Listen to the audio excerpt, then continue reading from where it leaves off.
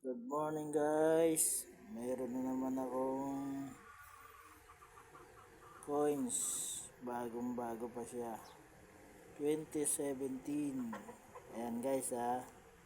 2017. Bago pa yan guys. Ayan. Bagong bago pa yan. Ayan. Ayan guys.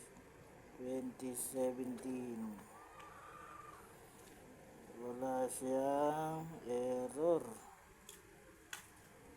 Error man lang. Ayan. Pero meron dito sa ilalim. Ano to?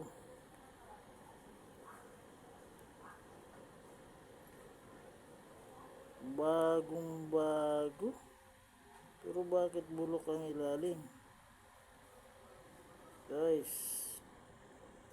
rare. Ito talaga ang totoong rare. First time ko makakita ng coins na bago, bulok yung ilalim. Anong nangyayari? Paano to ginawa? Ayan guys, oh, silipin nyo guys. Ayan. Ayan guys. First time in the Philippines to ah. Ha? Ulitin ko guys ha. Ayan guys, ibabaw ko konti guys. Medyo yan, clear.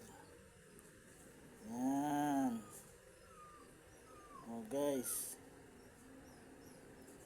Kini kala ko dumi lang pero bulok talaga yung loob eh. Oh.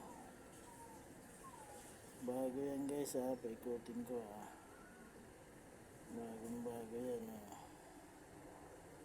2017. 5 piso. Ayan. Ayan guys ha. Oh my god. Ano nangyari sa bangko? Bakit ganire? Bakit ganito?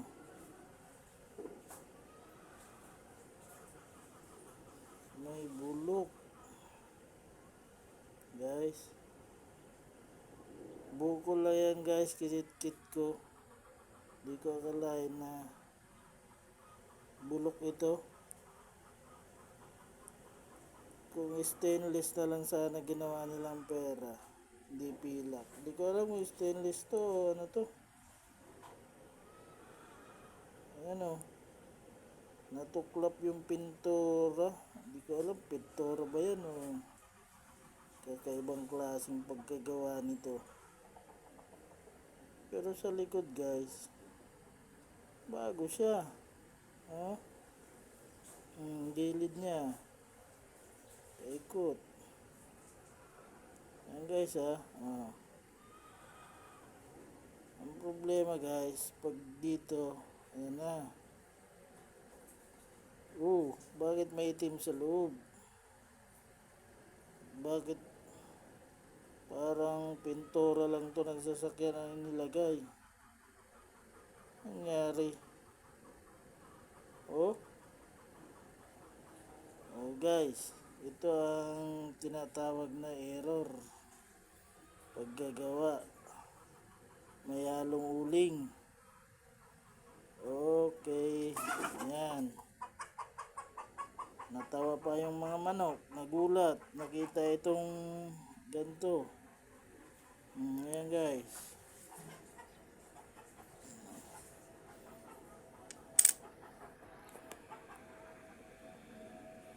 Nineteen 2017. Ayan guys ha. Clear na clear yan guys ha. Clear na clear guys.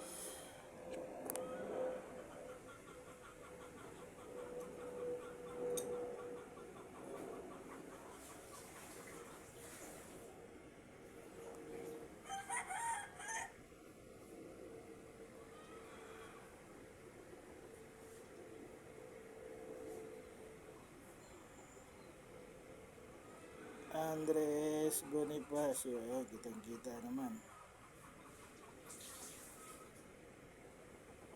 Pero bakit ganun? Bago siya. Pero bulok.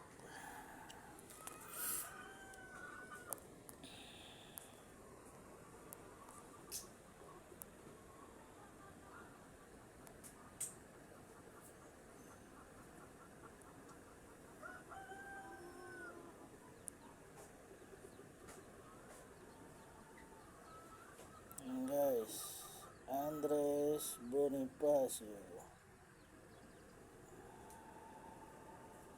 Wala, kahit anong kit-kit ko nito, bulok talaga yung loob, itim.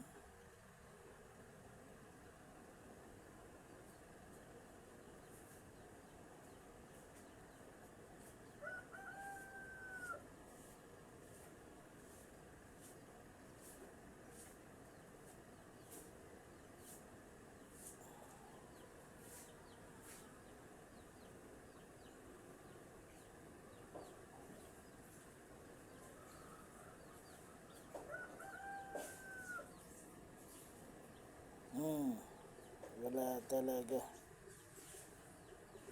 Para may uling ah. Kakaibang pera to, bagong bago pa to guys, 2017. Pagdating dito, bulok. Sa baba po ng bayani nating Andres Bonifacio. Problema, bulok. Guys, yan. Ito talagang tunay na rare.